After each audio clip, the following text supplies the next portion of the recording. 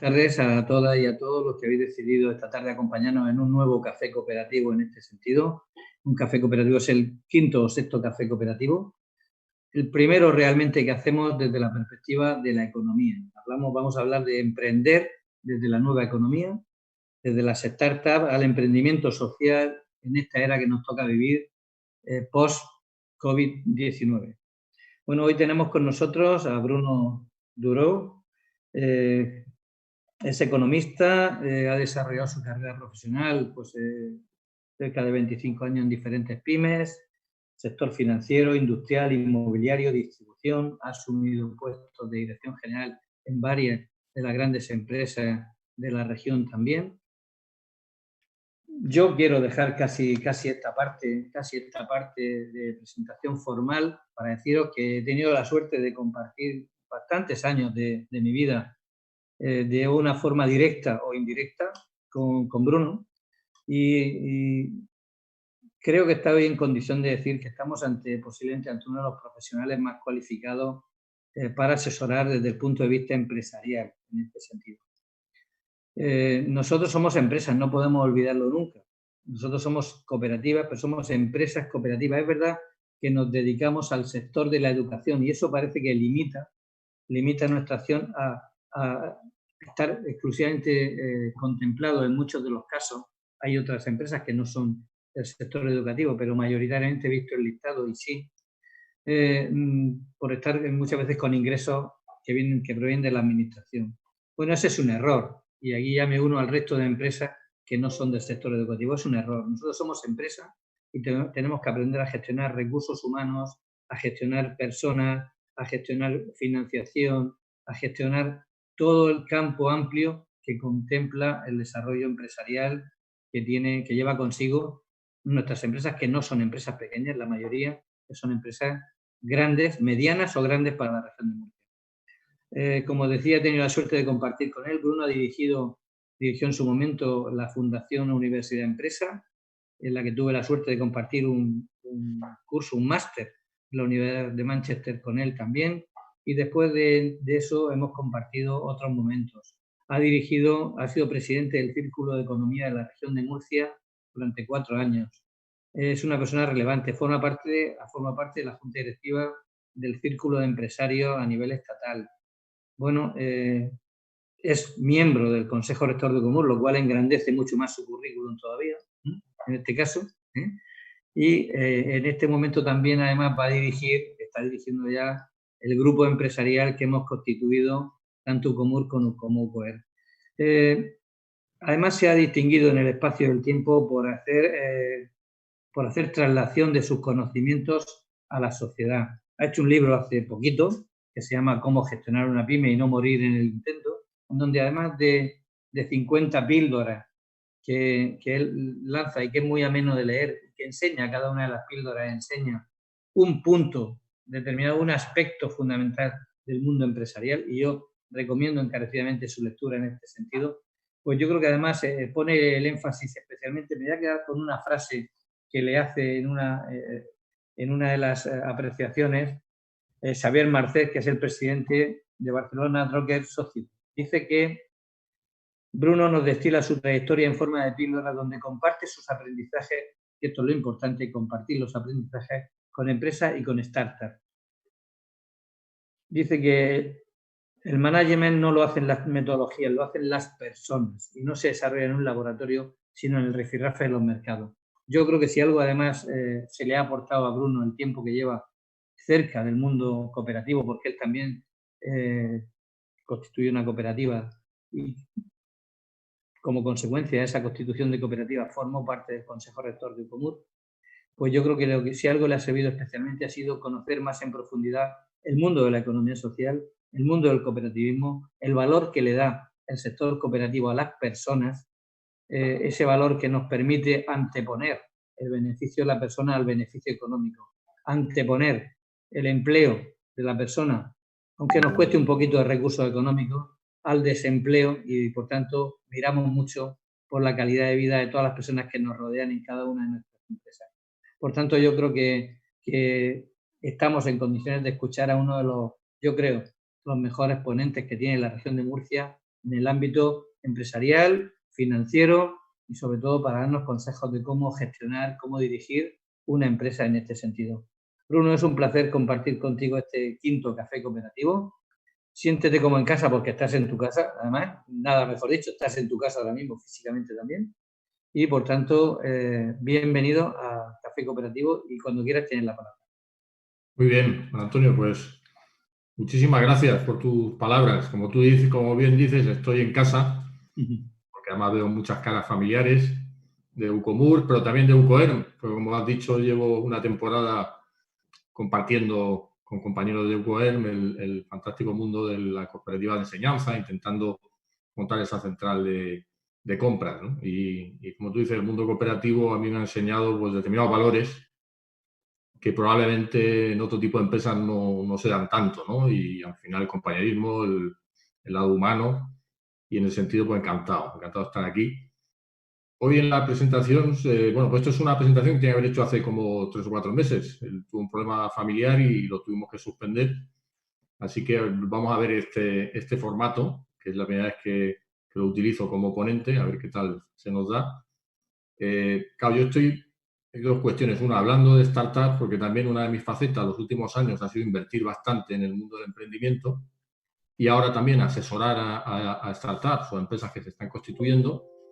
Pero claro, cuando yo planteé la presentación anterior, era en el pre-COVID, yo iba a hablar, en una parte iba a hablar un poco de los nuevos modelos de negocio, de lo que nos venía un poco encima a nivel general, pero claro, no podemos hacer abstracción de eso con la situación que estamos viviendo. Entonces lo que he hecho es replantear un poco la charla y hacerla como en tres apartados, ¿no?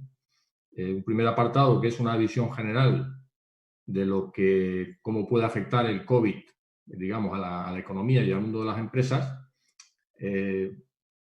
Estamos leyendo continuamente y recibiendo muchísima información. Probablemente no voy a descubrir nada, pero sí por lo menos poner en contexto de una forma sencilla lo que yo entiendo que es la situación actual, ¿no?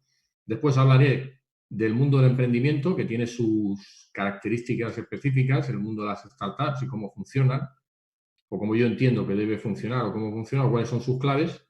Y quiero terminar hablando de empresas de economías, emprendedores sociales, que es una figura un poco, Juan Antonio y yo lo hemos hablado alguna vez, a veces puede generar confusión, lo que es economía social, lo que es emprendimiento social, pero intentaré explicar un poco mi visión de ese tema. Lo que voy a hacer es compartir un documento, que ahora me decís si lo he hecho bien.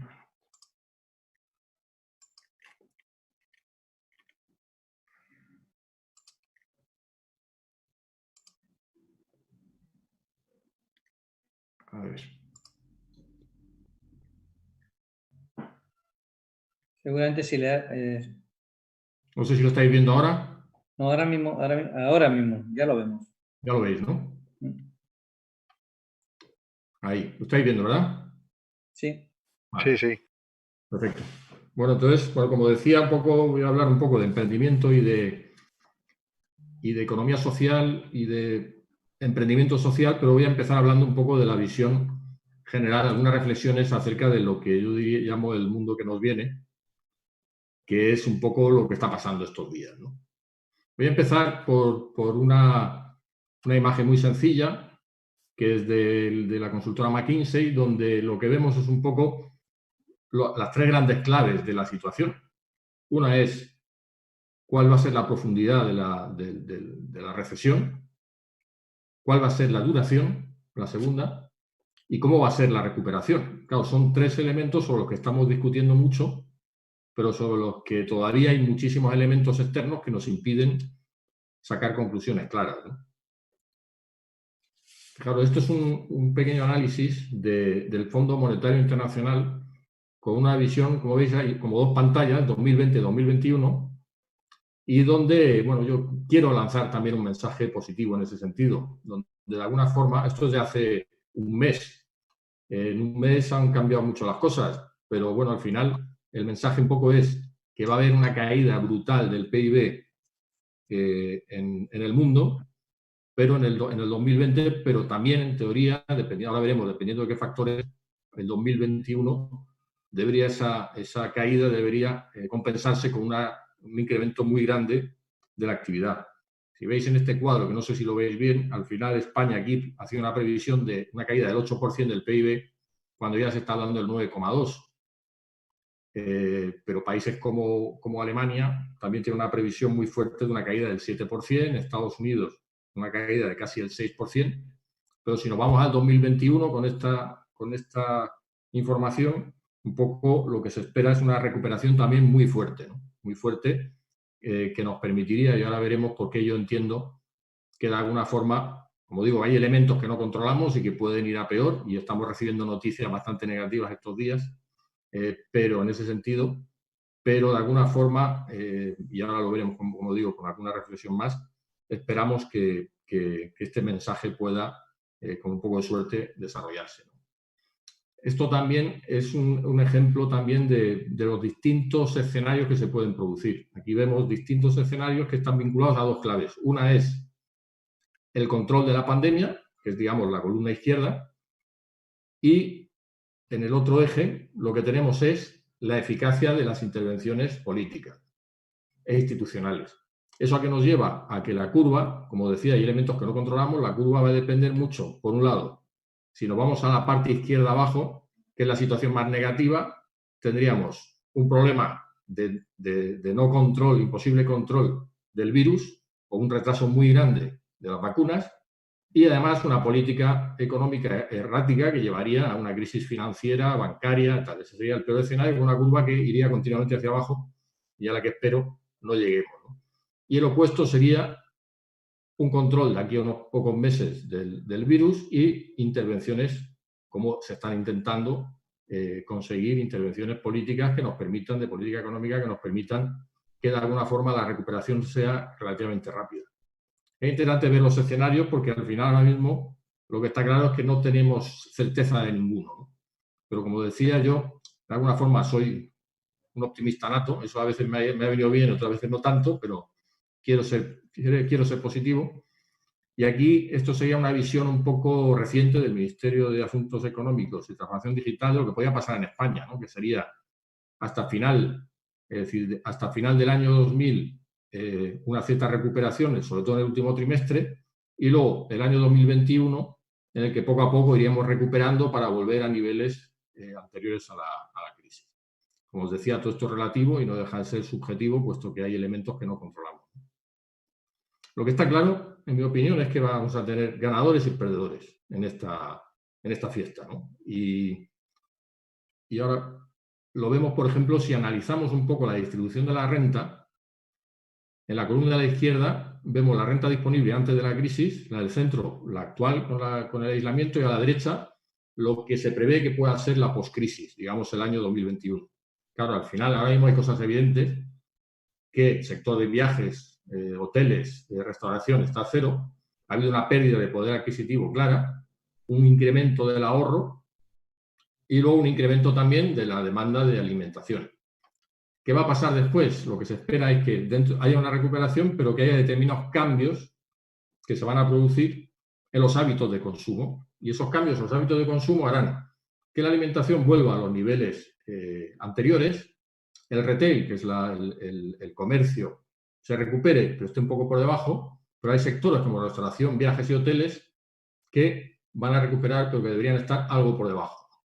Y luego, pues el ahorro, que haya un cierto crecimiento del ahorro ante la incertidumbre que se va a producir.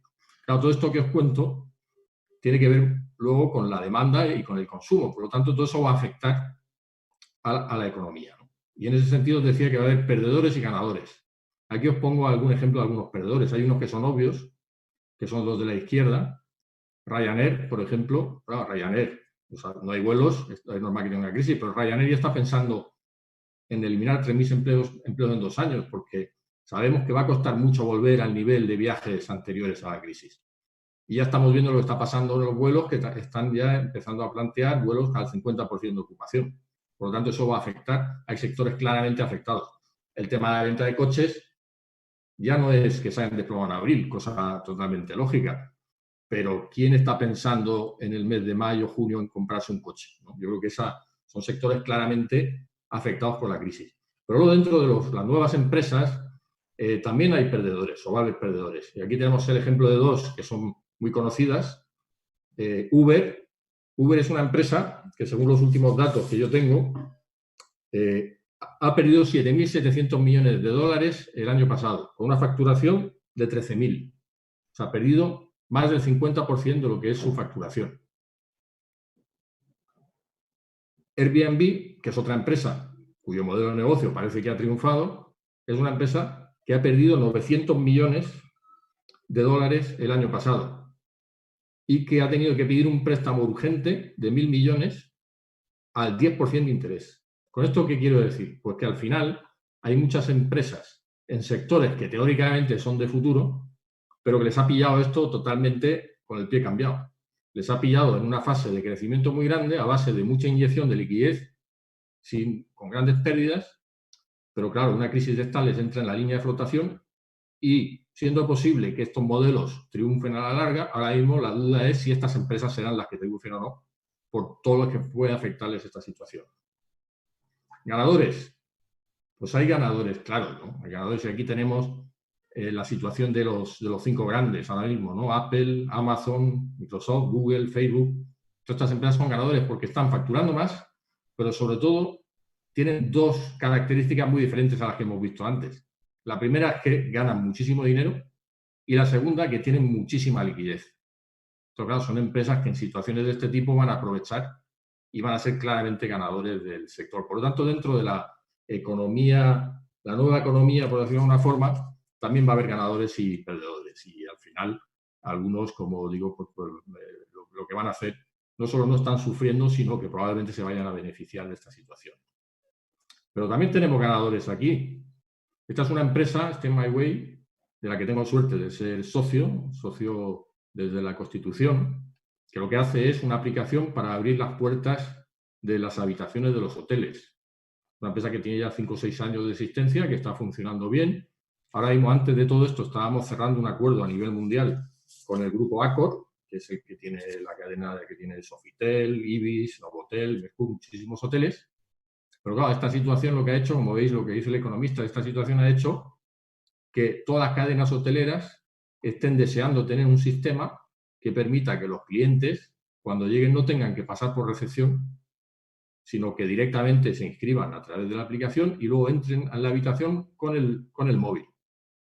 Entonces, bueno, pues esto es una empresa que es una empresa disruptiva y con potencial, pero que en esta situación lo que está acelerando mucho el proceso porque, como os digo, ahora mismo están todas las cadenas hoteleras llamándoles y probablemente lo que esto haga es acelerar bastante todo este proceso que estamos viviendo. Y es un ejemplo, ¿no?, de que hay sectores que se van a aprovechar.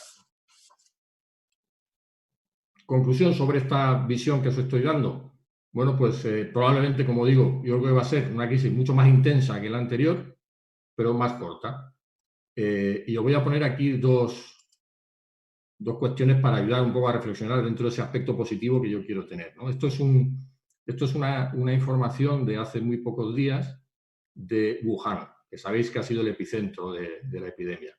Pues en Wuhan, a los 15 días de haber levantado el estado de excepción, pues ya la economía, una gran parte de la economía, está casi a los niveles previos. Por lo tanto, yo creo que eso demuestra que se puede recuperar. Es verdad que hace unos días, o ayer o antes de ayer, dicen que han salido algún caso nuevo y están otra vez preocupados. Y también es verdad, y eso hay que decirlo, que son chinos, no son españoles. Quiero decir con eso que son muy disciplinados y entonces al final, si habéis visto vídeos o imágenes de cómo trabajan allí, pues ahí todo el mundo va súper disciplinado, protegido. Aquí lo que hemos estado viendo estos últimos días es que aquí puede perfectamente haber un rebote, porque realmente poder recuperar, trabajar como están trabajando ellos, es a base de una gran disciplina para poder volver a la normalidad. Un segundo elemento que para mí hace pensar o ser más positivo con respecto a la crisis anterior es que a nosotros la crisis anterior nos pilló sin mucha, no tanta deuda pública, pero con una deuda privada de hogares y de empresas muy, muy alta, que ha bajado en estos últimos años. Por lo tanto, nos pilla a las empresas menos endeudados. Es verdad que con esto del ICO, los préstamos ICO y las necesidades financieras que se está produciendo va a subir el endeudamiento, pero por un lado nos pilla menos endeudados y en segundo lugar pilla al mundo, digamos, más organizado. La crisis del 2008 nos pilló a todos desprevenidos. Nadie sabía cómo había que gestionarlo, los bancos no tenían liquidez, los estados no supieron reaccionar. Ahora mismo hay mecanismos de reacción que yo creo que hacen que, y lo estamos viendo, se puedan empezar a tomar determinadas medidas. Pero bueno, con todo esto va a depender, como decía yo antes, de cómo se actúe en el control de la pandemia y qué pase. Es decir, claro, depende de cuánto tardamos en tener la vacuna, cómo actuamos, cómo reaccionamos. Y después, muy importante, cómo se inyecta la liquidez. Es decir, que al final, para que las empresas sobrevivan a esto, hace falta liquidez. Y ya hemos visto en España el tema de la idea muy buena de los préstamos ICO, con Maval ICO, pero sabemos también que está tardando muchísimo en llegar, están dando muchos problemas. Entonces, claro, dependiendo de cómo se gestione esto, no solo a nivel nacional, sino que sabéis que se está discutiendo a nivel europeo qué va a pagar la factura. Es decir, si de alguna forma los préstamos se van a editar, si se van a mutualizar y todos los países europeos van a ser solidarios o si va a recaer en cada país, en cuyo caso va a ser todavía más difícil. Por lo tanto, hay elementos ahí que no controlamos. Lo que está claro es que va a haber cambios sustanciales en cambios derivados ahora hablaremos un poco más de eso, de los hábitos, modificación de hábitos, de la aceleración de la digitalización, la vuelta a lo local frente a lo global, yo creo que es un cambio también sustancial. Eso tiene una parte positiva y una no tan positiva. La parte positiva es que yo creo que nos hemos dado cuenta que el mercado puramente libre, 100%, sin protección, al final genera los problemas de abastecimiento que hemos tenido. Y quizás el otro día oía una charla a Borrell, al antiguo ministro y ahora que es el representante de la Comisión Europea de Exteriores, que decía que en España no fabricamos un gramo de paracetamol. Entonces, claro, al final, toda esta situación que ha derivado en detectar todo este tipo de insuficiencias va a hacer probablemente que cuidemos más lo local. Pero tampoco tenemos que llegar al exceso contrario, que es a la autarquía, a los populismos, que a veces también juegan mucho al juego de lo local. Por lo tanto, va a haber cambios, pero tienen que ser cambios equilibrados. Después los sectores ganadores y perdedores, como hemos comentado, pero dentro de los mismos sectores va a haber ganadores y perdedores. Y yo hablo aquí de claves de gestión. Las empresas tienen que anticiparse a los cambios que se van a dar. Es decir, ahora mismo las empresas tienen que estar reflexionando sobre su estrategia. Tienen que proyectar escenarios distintos y actuar en función de esos. ¿Cuánto voy a vender cuando se recupere? Si yo tengo una tienda, de lo que sea, ¿voy a volver a vender lo mismo que vendía antes o voy a tardar 2 años y ahora de momento tengo que hacer mi escenario al 50% y hacer mis cálculos? Hay que pensar en la liquidez, en los costes y algo muy importante que se está viendo en este momento, que es no solo cuidar a los clientes, ese mensaje siempre lo hemos tenido, el cliente es el rey, el cliente es el amo, pero los trabajadores hoy son una clave fundamental porque en esta situación de crisis hemos visto muchas empresas que han sabido cuidar a sus trabajadores, que han estado pendientes de ellos, que les han informado, que los han mantenido vivos y han conseguido una mayor cohesión todavía en sus empresas. Y hay algunas que no lo han hecho eso. Con lo que al final ahí ese juego es muy importante porque al final los trabajadores es el valor de la compañía y hay que intentar tenerlos a tu favor, ¿no? Y lo mismo pasa con los proveedores. Ha habido situaciones inevitables donde no se ha podido cumplir con los proveedores, pero ha habido mucha gente que ha sido capaz de entender que su proveedor forma parte de su cadena y establecer vínculos que al final les van a beneficiar. Es decir, si yo en situaciones difíciles mantengo una relación con mis proveedores intensa e intento compartir con ellos la situación, cuando vuelva a los tiempos buenos esos proveedores van a estar conmigo. Entonces yo creo que esos son cambios que se están produciendo, claro, ¿no? en este mercado.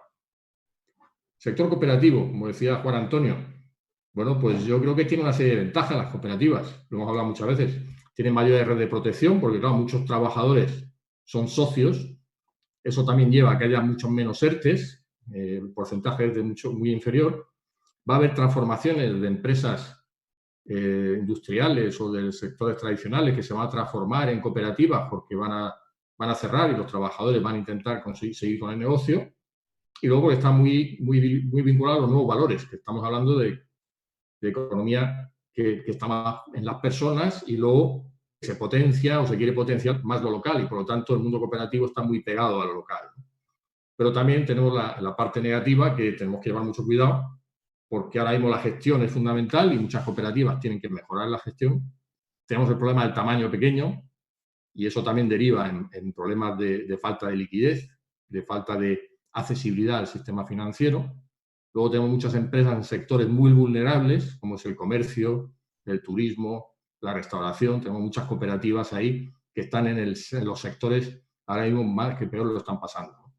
Y luego, finalmente, que es algo muy importante y que es un trabajo excepcional que está haciendo Juan Antonio, pero que hay que seguir con él, que es el tema de la visibilidad. Es decir, que el mundo cooperativo tiene que ser más visible y se le tiene que dar toda la importancia que tiene por parte de los agentes y las instituciones.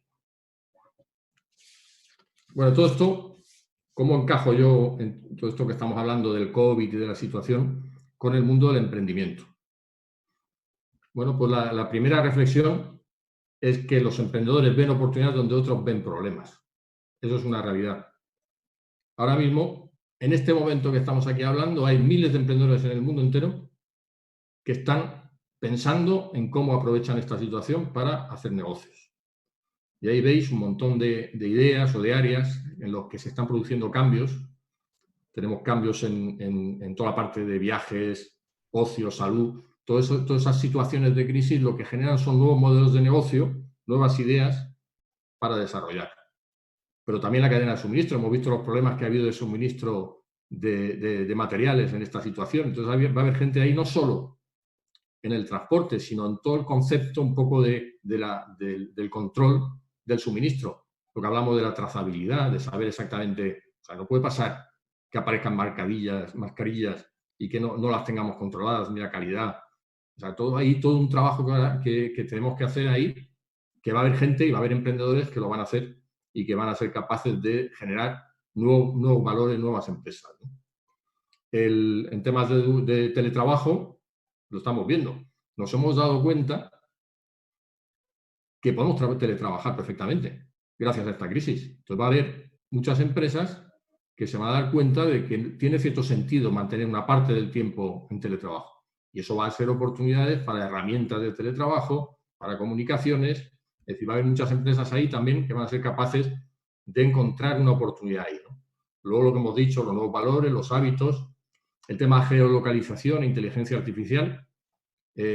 Aquí va a haber, ha habido mucha preocupación por la protección de datos, pero ahora mismo se está desarrollando muchas aplicaciones que nos van a ayudar a controlar quiénes están enfermos, quiénes no. Entonces va a haber todo un desarrollo ahí de tecnologías que van a hacer también oportunidades, ¿no? Tema de automatización. Claro, estamos hablando de robots. Los robots no se ponen malos, los robots no cogen el COVID. Hay muchas empresas ya, había un estudio hace unos días, el 40% de las grandes empresas están pensando en acelerar sus procesos de automatización. Cuidado de mayores, María, donde ya va a empezar a haber cada vez más robots que puedan ayudar a cuidar a los mayores.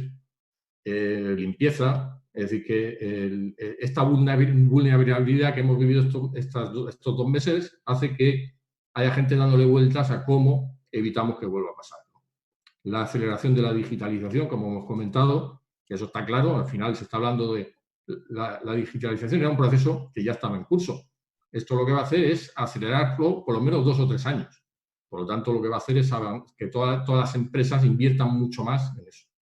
Y luego el comercio electrónico, que se está vendiendo muchísimo más por Internet, pero lo interesante no es, que es lógico, si no hay tiendas físicas, toda la gente va a Internet.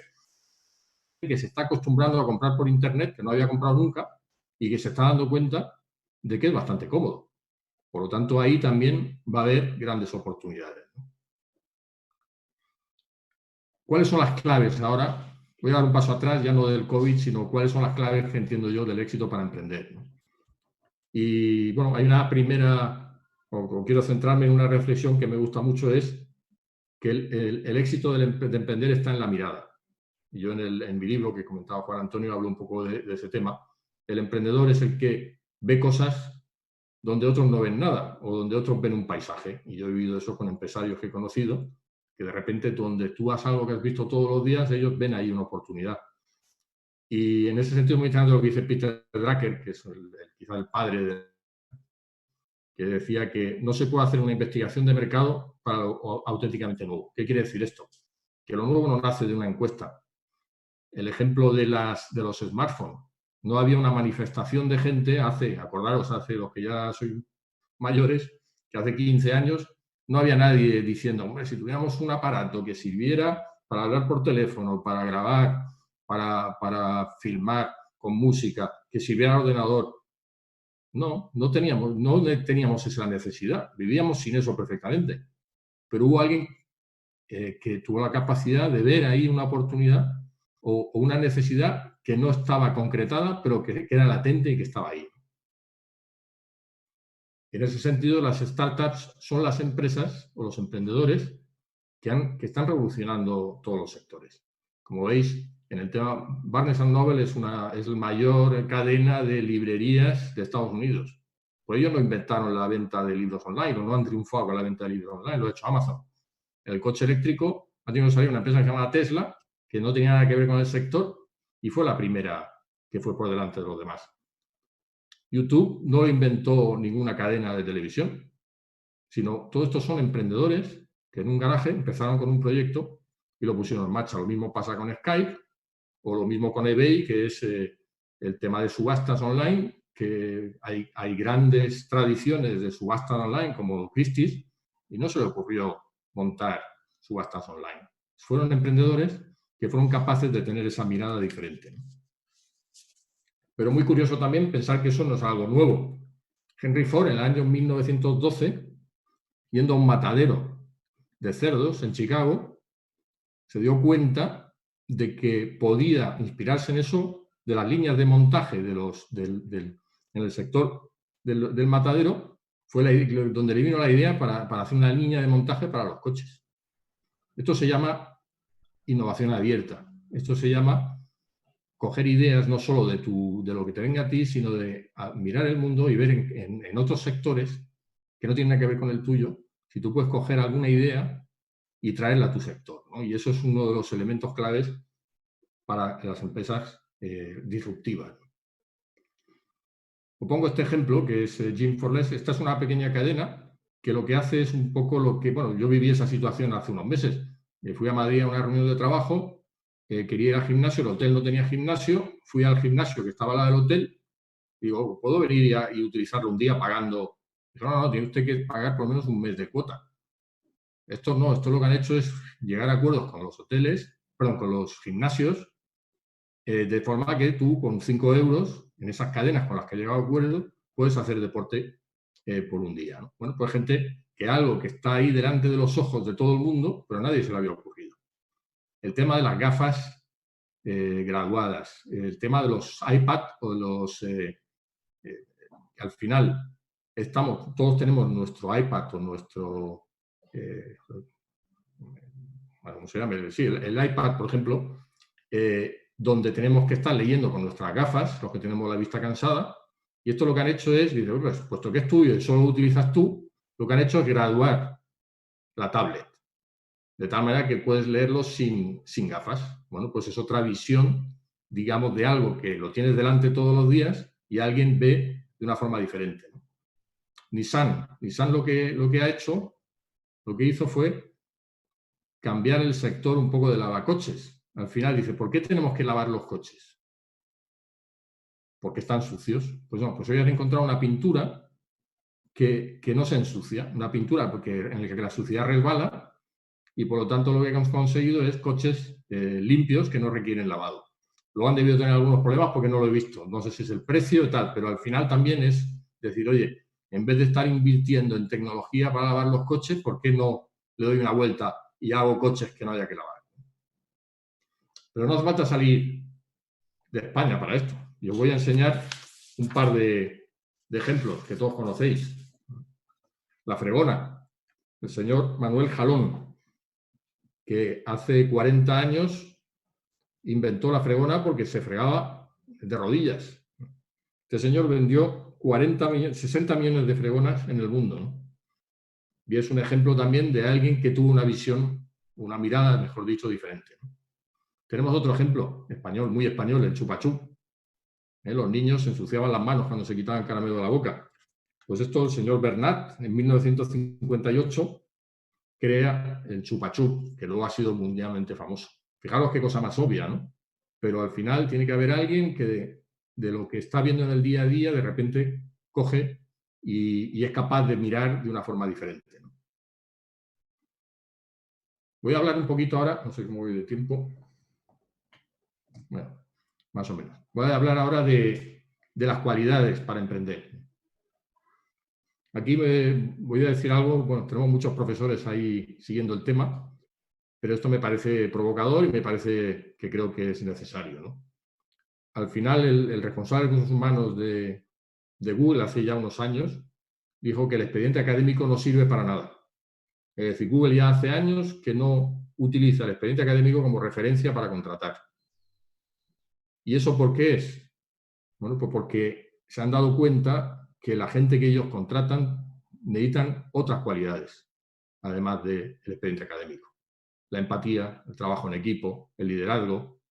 Y eso, no, por desgracia, no se aprende en las aulas, o por lo menos no se transmite en forma de notas, ¿no? Y eso pasa mucho con emprendedores. Si hicimos un análisis, un estudio de la relación, la correlación entre las notas académicas y los emprendedores de éxito, probablemente nos llevaríamos sorpresa, ¿no? Que no los más brillantes, los que tienen las notas más brillantes, han sido los mejores emprendedores, sino las otras cualidades de las que os he hablado, ¿no? La pasión. La pasión es otra de las claves para emprender. Yo me acuerdo cuando la última crisis, que cuando yo empecé en torno al año 2010 en el mundillo este de las startups, te venían chavales que tú veías que el problema es que no eran emprendedores, eran gente que no tenía trabajo y que se hacía emprendedor a la fuerza. Pero al final, un verdadero emprendedor, tú lo miras a los ojos y tiene esa pasión, ese brillo en los ojos que otros no tienen. Y el que no lo tiene es mejor que no se haga emprendedor, porque al final, emprendedor por necesidad, no, en mi opinión, no funciona. La aversión al riesgo, o la no aversión al riesgo en este caso. Hay mucha gente que tiene aversión al riesgo y no debe hacerse emprendedora. El emprendedor toma el riesgo como parte sustancial de su vida, ¿no? Y es algo que lo tiene en la sangre, y cuando no siente ese vértigo del riesgo, probablemente se aburre y por lo tanto, deja su proyecto o empieza otro, ¿no? Uno también de las cualidades del emprendedor es ser capaz de darse cuenta de que el éxito no es una línea recta. Mucha gente de fuera que no está en el mundo empresarial dice, mira, qué rápido, qué bien le ha ido, cómo ha ganado dinero. Y no se dan cuenta de, para llegar hasta ahí, la cantidad de vueltas que ha tenido que dar. Hace unos días yo leía un podcast del fundador de Wallapop, que sabéis que es un proyecto español que está teniendo mucho éxito, y él contaba que hace 3 o 4 años, un momento determinado, se sentó con el equipo y le dijo, señores, nos quedan 10.000 euros en la caja y tenemos para 15 días. Y si no hacemos nada en 15 días, cerramos.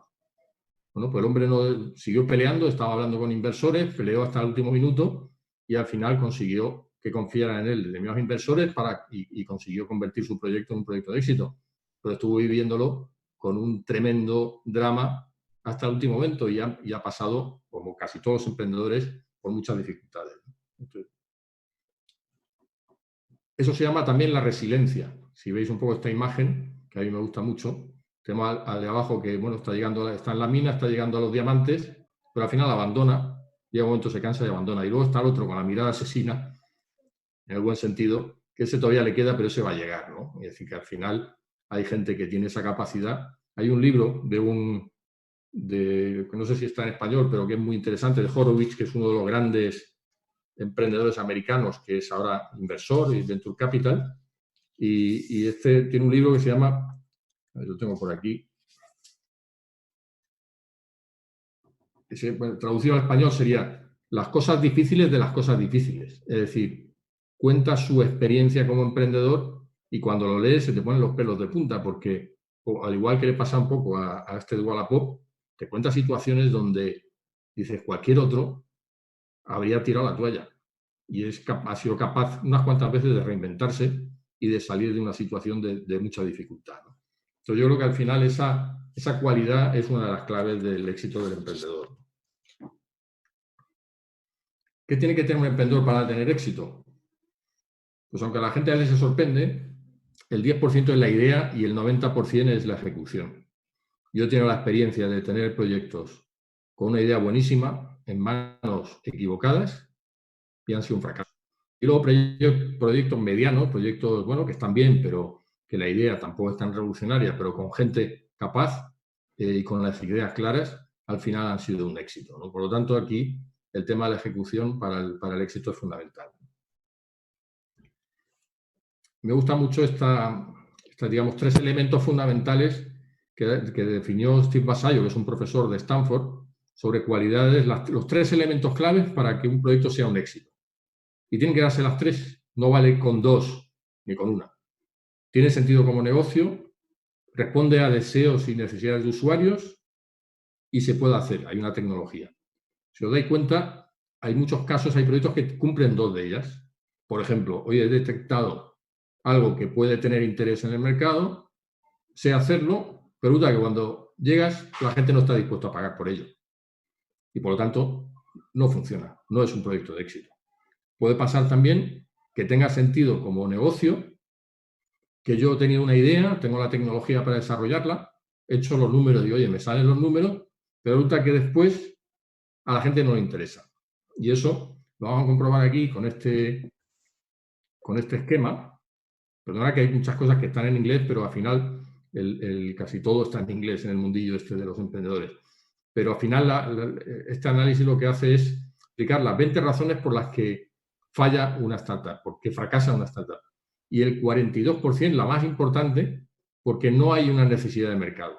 Es decir, los emprendedores se han encerrado en su casa con una idea, han estado trabajando en ella, porque se les ha ocurrido que era una idea brillantísima, y cuando han llegado al mercado, el mercado ha dicho, no, yo es que a mí esto no me hace falta. Claro que es la primera. La segunda es, se han quedado sin caja, que sabemos que es otro elemento clave para los emprendedores. Y la tercera, no tener el equipo adecuado.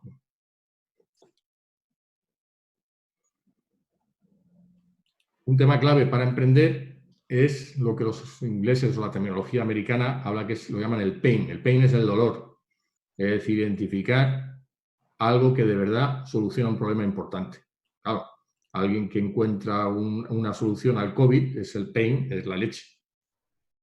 Alguien que desarrolla un proyecto que al final es para mejorar mi juego de los bolos, pues está bien, pero el pain tampoco es algo muy importante. Por lo tanto, por ejemplo, para los inversores, la primera pregunta que hacemos es, oye, ¿qué problema real resuelves con tu proyecto?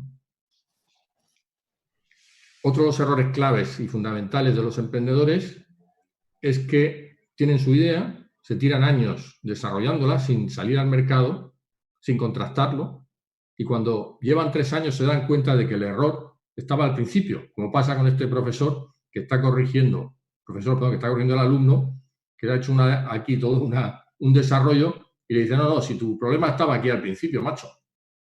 Y eso pasa con muchos emprendedores. El problema estaba aquí, donde yo no he validado mi proyecto y no he sido capaz de detectar lo antes posible las cosas que tenía que cambiar o mejorar. Voy a hablaros un poco de unicornios. Supongo que todos sabéis lo que son los unicornios.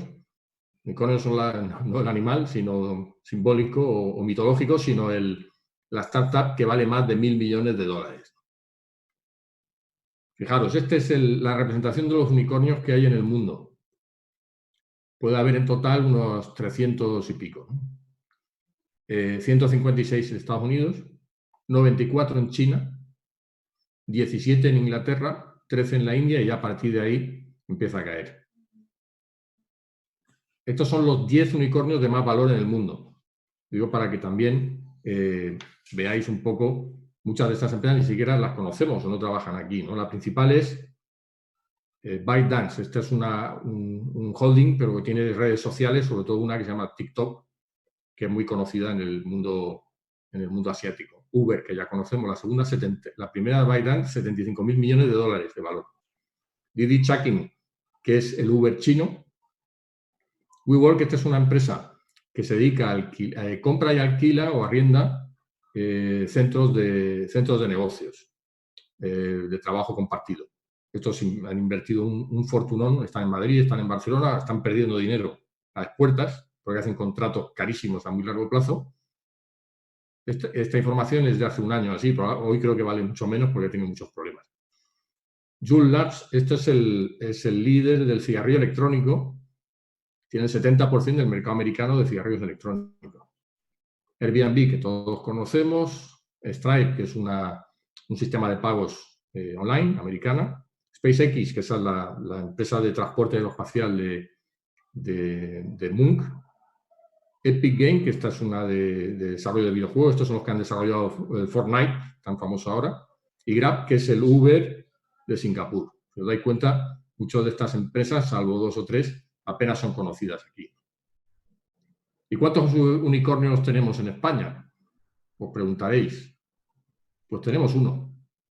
Tenemos Cabify, que no deja de ser un negocio pues, no especialmente innovador, pero es que en Francia está BlaBlaCar y nada más. O sea, que con eso nos damos cuenta un poco que en el mundillo este pintamos muy poco, ¿no? Bueno, la tercera parte, y voy a intentar agilizar, aunque hemos empezado un poco más tarde, es el tema, vamos a pasar ahora a lo que es el emprendimiento social. Hemos visto un poco las grandes ideas de lo que es el emprendimiento y voy a intentar, y luego al final seguro que me corregirá algo Juan Antonio, que también conoce bastante de esto, hablar de emprendimiento social. ¿De dónde nace el emprendimiento social? En mi opinión, pues es una coctelera donde necesidades de innovación o innovación no solo tecnológica, sino modelos de negocio, laboral, que hace que a partir de esa precariedad no solo hay gente dispuesta a montar empresas, sino también a crear empresas que faciliten o ayuden en ese sentido, el tema de la sostenibilidad, que también, y luego finalmente la responsabilidad social corporativa. Metemos todo esto en una coctelera, se generan cambios de valores y de ahí se derivan nuevos modelos de negocio.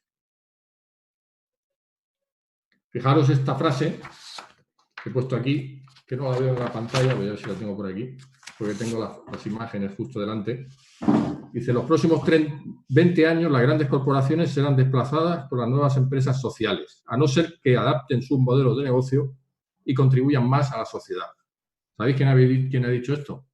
Este señor, el fundador de Virgin, que es un empresario de éxito, pero también es verdad que es un empresario un poco especial, porque él tiene una visión muy clara sobre la importancia de las personas, ¿no? Porque él, de hecho, él siempre dice que lo más importante para él no son los clientes, sino los trabajadores. Pues si yo tengo trabajadores contentos, ellos ya se encargarán de cuidar a los clientes de la empresa, ¿no? ¿Qué es el emprendimiento social? Yo he cogido 2 definiciones. La primera, emprendimientos sociales son organizaciones que aplican estrategias de mercado para alcanzar un objetivo social. Es decir, utiliza el mercado, pero con un objetivo social.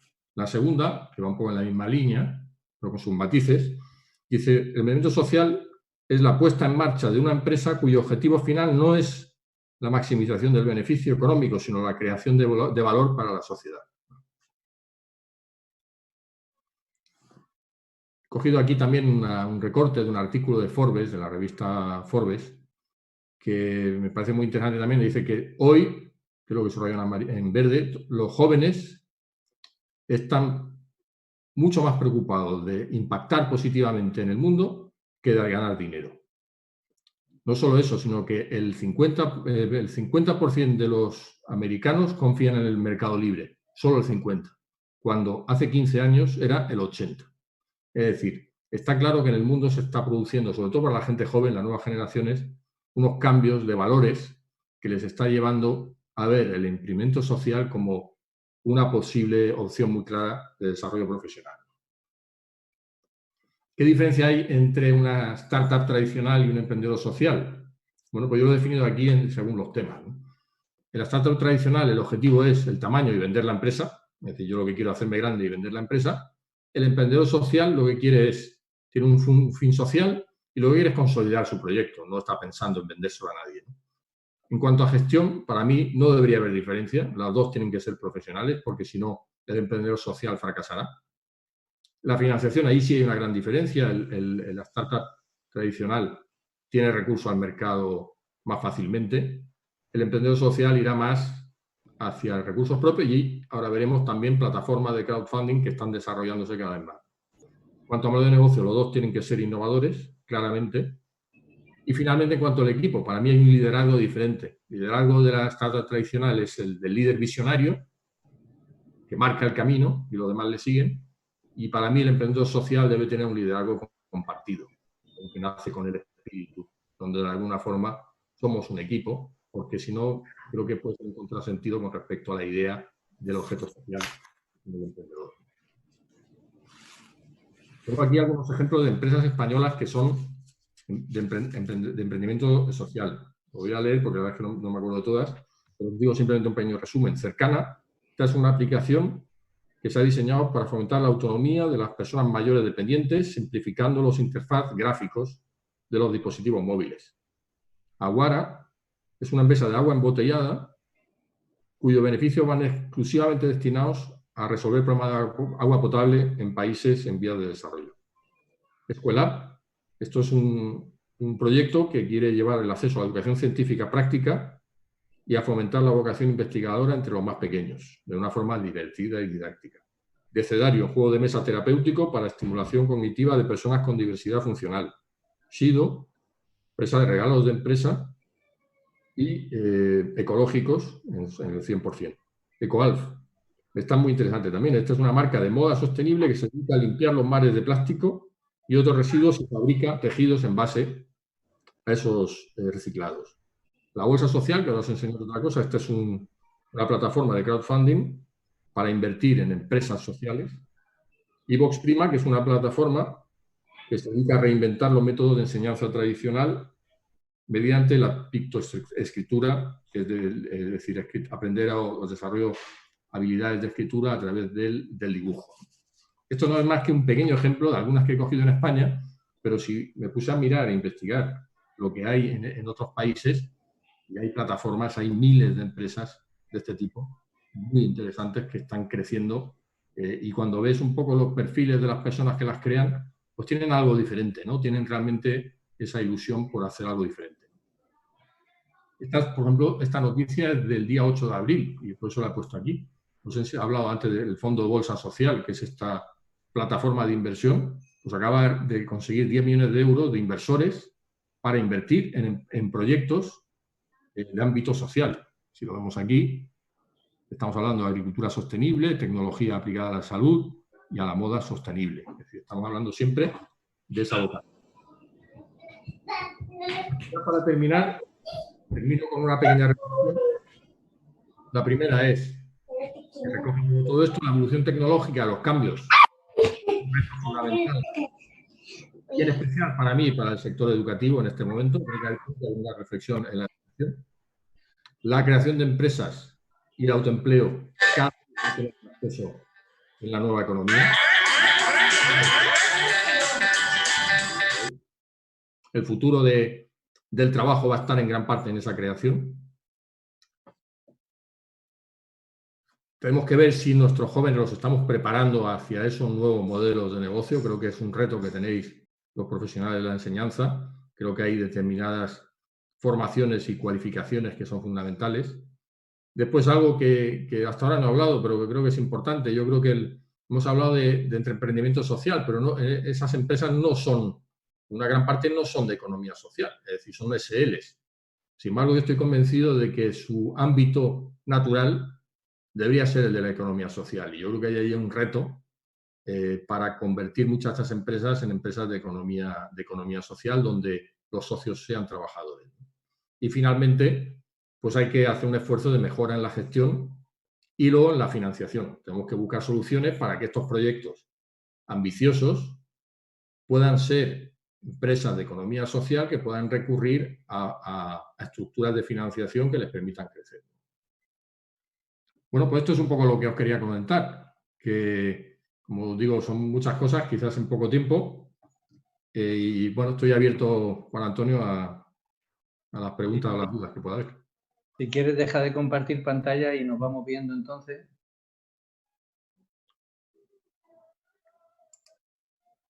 Ahora.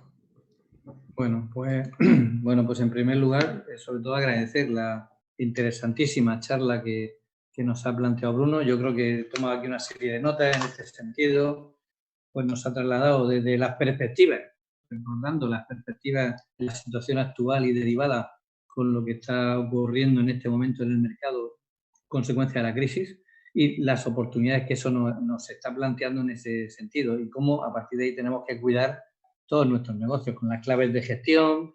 Yo he copiado aquí, he señalado algunas cuestiones en este sentido, y una que me ha parecido interesante para reflejar es que realmente lo que ha señalado de los emprendedores de éxito es que lo que hacen es crearnos la necesidad, que es lo que yo creo que el verdadero éxito está en que nos crean la necesidad. Pasa con el que nos crea la necesidad de comprar a distancia, ¿no? Oye, como ahora está ocurriendo en la crisis, no, tengo una persona que reparte fruta que si la llamo me trae la fruta a casa. Pues ya está, me trae la fruta a casa, la llamo y me trae la fruta a casa. Y en este sentido, yo creo que esa parte es la que al final califica realmente el verdadero éxito de un proyecto. Y tú lo has manifestado. Nos crean una necesidad que ni tan siquiera pensábamos que la íbamos a tener, ¿no? Y esto es un poco en este sentido. Hemos hablado de las cualidades para emprender, súper interesante, especialmente en el mundo educativo, con las cualidades que están viniendo, otras cualidades que ahora no son las que seguramente estamos enseñando en el aula, por lo menos con la medida que se necesita en este sentido. Las claves del éxito. Antes ha señalado que un señor, no recuerdo quién era, hablaba de que el 10% de la idea y 90% de la ejecución. Alfonso Gorroño Goitia, una persona muy conocida en el mundo cooperativo, uno de los fundadores de Mondragón, decía, cuando iba a ponerse en marcha un proyecto, él preguntaba siempre, ¿quién lo va a llevar a cabo ese proyecto? Y le decía, pues fulanito. Entonces te decía, ese proyecto no funciona. Menganito, ese proyecto sí funciona. En función de la persona que fuera a poner inicialmente, que luego se sabría rodear de un equipo o no, sabía si el proyecto iba a funcionar o no iba a funcionar. Y esto es importante en este sentido con eso que tú comentabas del tema de la ejecución. Bueno, yo creo que una pregunta sola de los unicornios que has señalado. 2 de los unicornios ya lo habías puesto al principio como 2 empresas que han perdido, una 1.000 y pico millones y la otra 900 millones o algo así, ¿no? Con lo cual, es verdad que tienen un proceso interesante, pero es muy posible que se vayan a la porra con esta crisis, las 2. Muy posible que se vayan a la porra con esta crisis las 2. Sobre el emprendimiento social habría mucho que hablar en este caso. Solo dejaré una cosa. La Comisión Europea dice que las empresas sociales son una parte de la economía social. O sea, que ya son economía social, ¿vale? O sea, todas las empresas de economía social no son empresas sociales, pero las empresas sociales sí son economía social. Y fundamentalmente se califican por 4 o 5 apartados que tienen que cumplir. Yo no sé si algunas de las que has comentado, porque hay un gran debate sobre las empresas sociales en este sentido. Una de las cuestiones es que el reparto de excedentes es limitado. Por tanto, tienen que cumplir que un 60, un 50, un 70% de los beneficios no se va a repartir. Ya partimos de un criterio en este sentido. Y así hay 4 o 5 criterios de impacto social, de la gobernanza, de que el capital no es el que es preponderante en la toma de decisiones. Bueno, una serie de cualidades que identifican a una empresa como empresa social o, aunque sea emprendimiento social, no se puede calificar como empresa social en este caso. Bien, dicho eso, yo me callo. Felicito a Bruno por la intervención, me ha parecido magnífica la intervención abierta con todo lo que nos ha ofrecido y abrimos un turno de palabra para aquellas personas que queráis intervenir. No sé si lo van a hacer viva voz o lo hacen por chat, que veo aquí que hay una serie de preguntas, no lo sé. No lo sé. Yo sí, en todo caso, creo que lo más interesante sería que si alguien quiere intervenir, que lo haga viva voz, en este caso. Si levanta la mano y eso y lo vemos, pues lo puede hacer.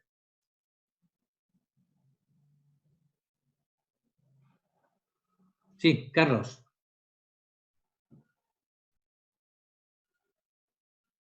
Que está silenciado ahora.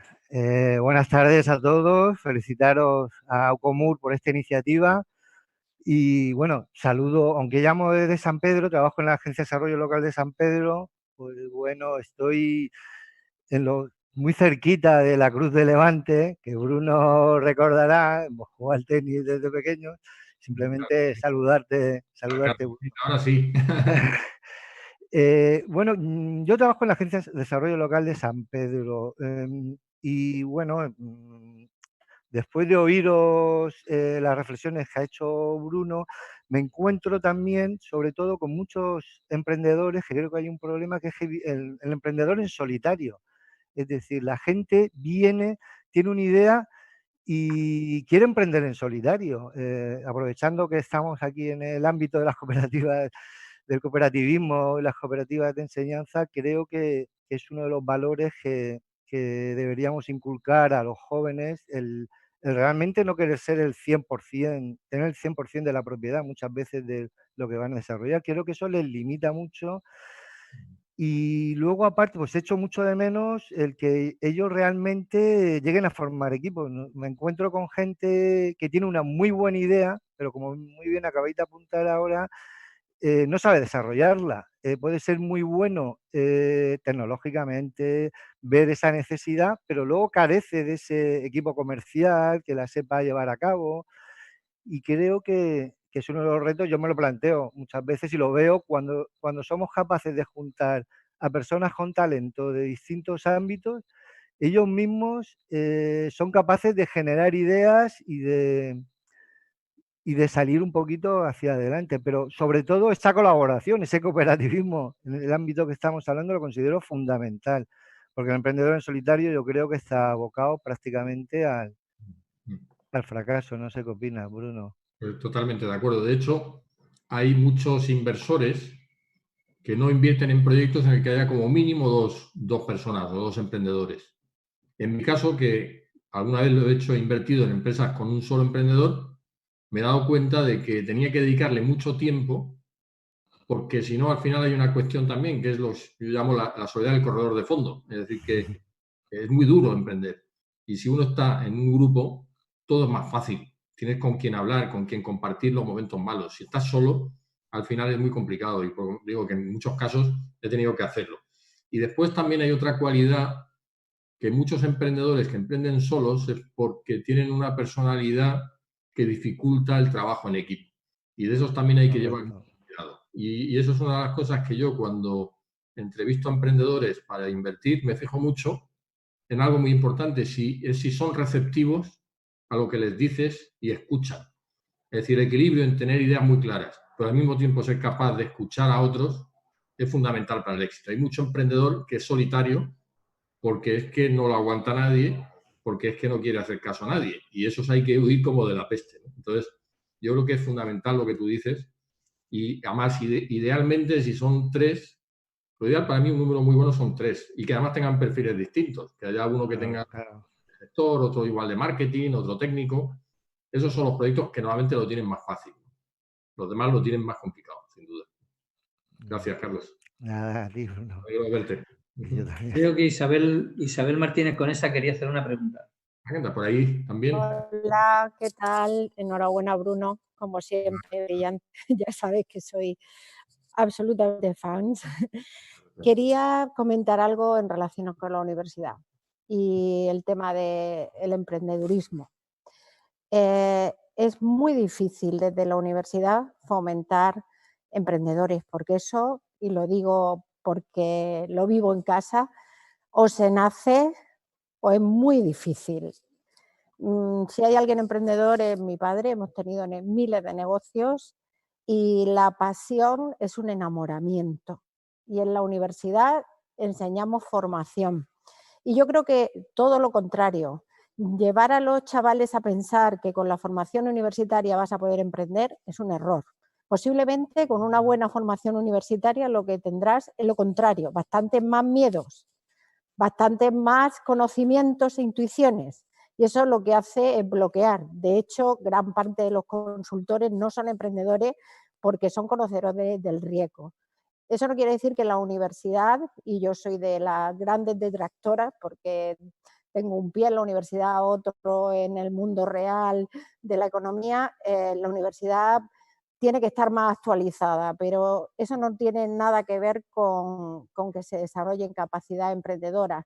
Yo creo que eso sería más bien objeto de selección de aquellos alumnos que vemos mucho más movidos, darle quizá alguna herramienta o algún contacto para que encuentre gente como Bruno que le ayude a seguir el camino. Y nada, pues totalmente de acuerdo con lo que habéis dicho.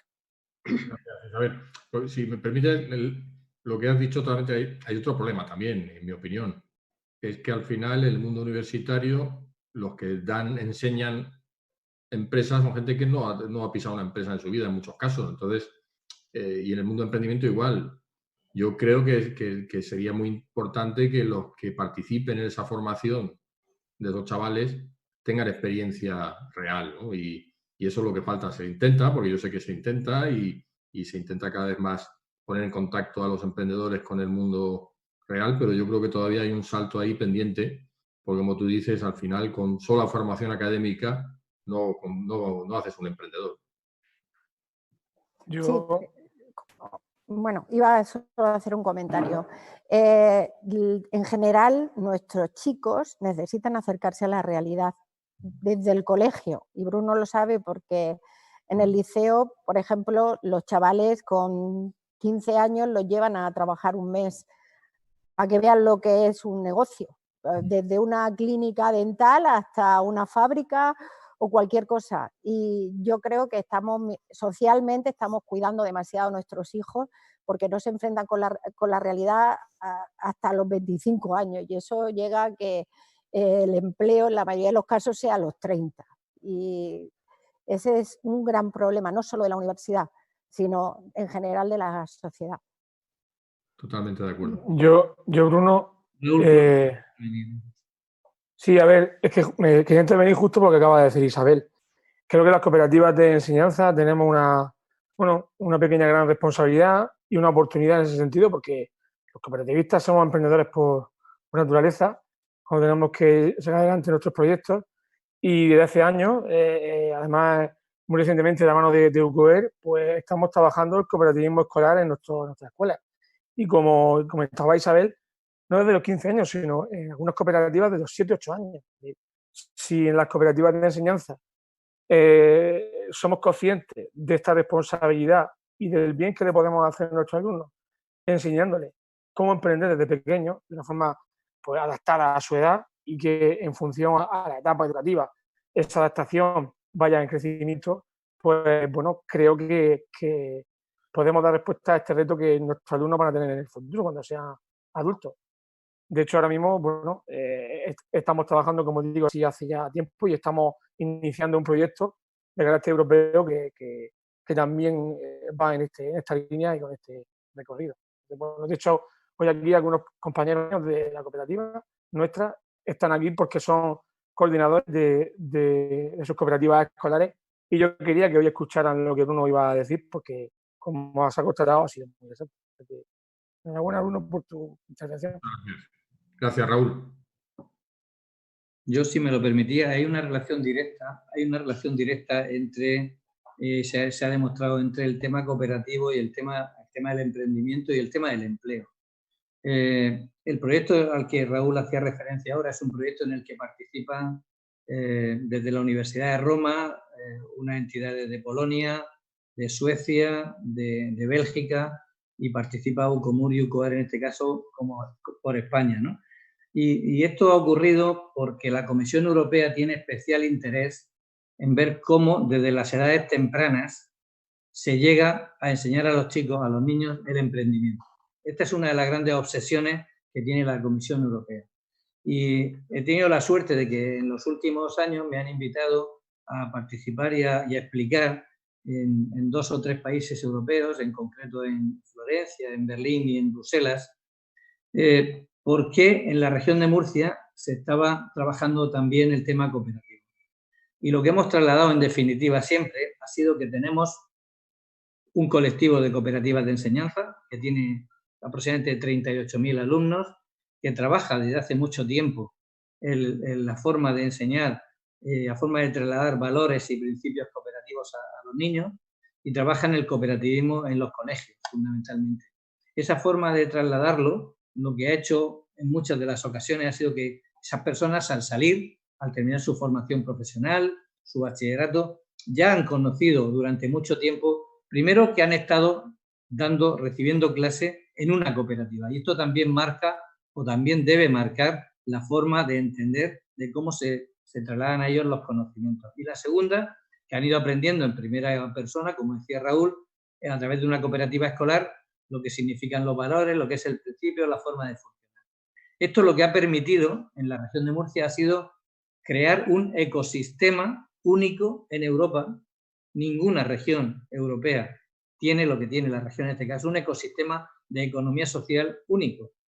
De modo que una región como la nuestra lleva 15 años siendo la primera región española en constitución de empresas cooperativas. Porque desde el mundo educativo se ha ido trasladando, la gente, los pequeños se han ido haciendo mayores, los mayores han ido pensando en crear una empresa. A la hora de crear una empresa han sabido que existían organizaciones como Ucomur, como COER, y que había personas que les ayudaban, que había equipos que podían echarle una mano, y la palabra cooperativa no les sonaba tan mal, por un lado. Segundo, acostumbrados a emprendimiento colectivo, que como decía Carlos hace un momento, el emprendimiento colectivo supone compartir riesgos, y esto facilita, es mucho más resiliente además que el emprendimiento individual, mucho más resiliente, porque cuando 3 tienen que ponerse de acuerdo para cerrar un negocio, a lo mejor uno quiere, pero 2 no, y el negocio sigue adelante. Pero cuando uno solo es autónomo solo y quiere cerrar un negocio, lo cierra. Por tanto, la resiliencia es mayor en un emprendimiento colectivo que en un emprendimiento individual.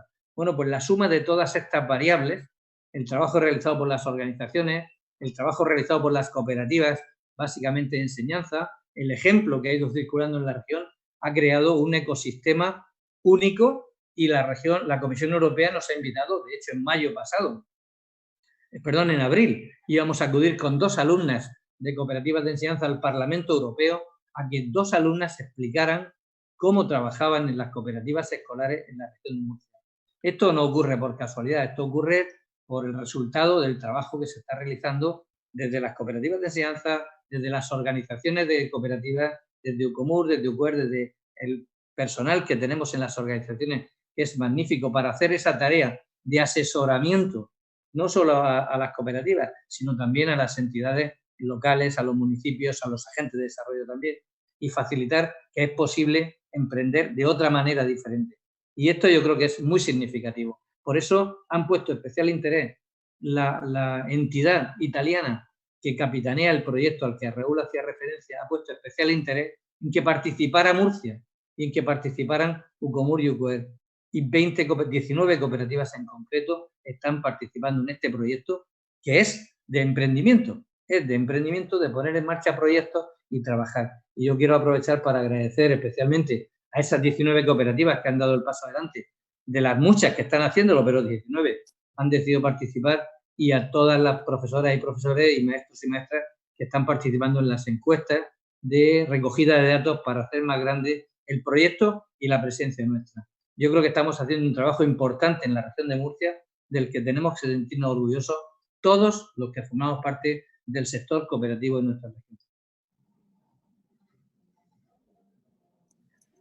¿Alguna pregunta más? Yo quería hacer un comentario al hilo de lo que estabais hablando, Raúl y tú, que es una idea, pero al final yo estoy bastante relacionado con todas las startups o emprendedores de la región. Ahora mismo hay como 25 o 30 proyectos muy bonitos de chavales con ideas brillantes que están desarrollando, y creo que sería muy interesante que fueran a las cooperativas, que fueran a hablar con los chavales, que les contaran sus proyectos. Yo creo que es una forma muy clara de generar motivación cuando hablan con gente que está en eso, en el mundo real, y que está peleando. Entonces os ofrezco esa posibilidad para cuando haya que volver, cuando volvamos a las clases, además tenemos un foro donde estamos todos y me es muy fácil y seguro, porque además seguro que les hace ilusión, ¿no? Porque son chicos jóvenes también, la mayoría son chavales de 25 o 30 años, y proponerles organizar algo para que de vez en cuando vayan a los colegios de las cooperativas a contar su proyecto, ¿no? Me parece, si os parece bien, lo podemos organizar. Perfecto. Y no quiero dejarme sin contestar a Isabel una cosa. Isabel, la organización nuestra ha creado un proyecto que se llama Cooperativa de Emprendedores, precisamente de emprendedores con las universidades de Murcia y la Universidad Politécnica de Cartagena. seleccionar, de acuerdo con la universidad, 5 o 6 o 7 proyectos, que después de un concurso de proyectos de emprendedores, para darles todo tipo de soporte y animarles en el proyecto de salida.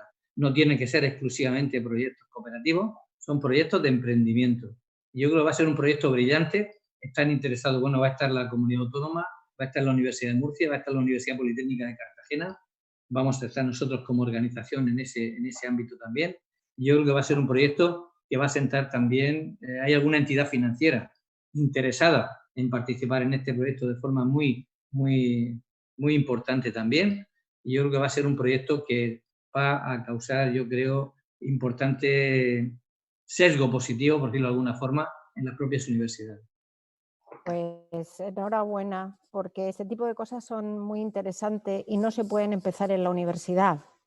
Tú no puedes decirle a un chaval que se enfrente a un mundo muy cambiante dándole un libro de texto tomaco que pasa en secundaria. Yo creo que en primaria ha habido quizás la introducción de otros métodos de formación, pero en secundaria al final todos terminan dándole un libro para que se lo estudie de memoria y preguntarle el pasado.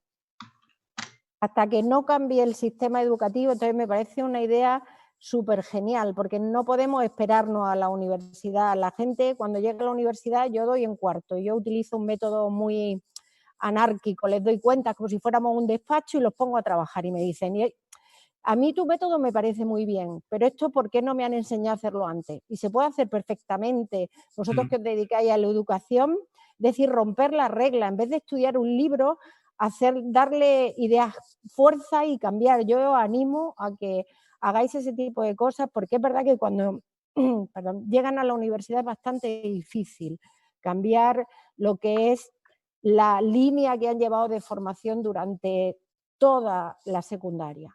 Entonces, enhorabuena, Juan Antonio, te conozco, ya sabes que me encanta cómo abordan las cosas, coincidimos bastante en los temas y te animo a que hagas esas cosas, a sacar a los alumnos del aula, enseñarles la realidad y a darle menos tomos y que piensen más. Así que ya sabes, cuenta conmigo para lo que necesites. Gracias, Isabel. En esa innovación estamos permanentemente las cooperativas de enseñanza y en general todas las cooperativas de la región de Murcia. Bueno, pues si no hay ninguna pregunta más, bueno, pues nada, pues cerramos este café cooperativo, este interesantísimo café cooperativo, yo creo, pues reiterando el agradecimiento a Bruno, sabiendo que lo tenemos a disposición para cualquier cuestión que se vaya originando en este mundo cooperativo, porque además va a estar cerca con algunos de los proyectos que estamos llevando a la práctica. Y a todos vosotros y a todas vosotras que habéis estado aquí, pues muchísimas gracias y esperamos, como siempre, que el café cooperativo, como mínimo, aunque hoy no hemos tomado café, ni pasta, ni nada de eso, pero como mínimo haya servido para irnos con alguna noticia más esta noche para pensar. Muchísimas gracias, Bruno, muchísimas gracias a todos y a todas. Gracias y hasta luego. Hasta pronto. Muchas gracias. Hasta luego.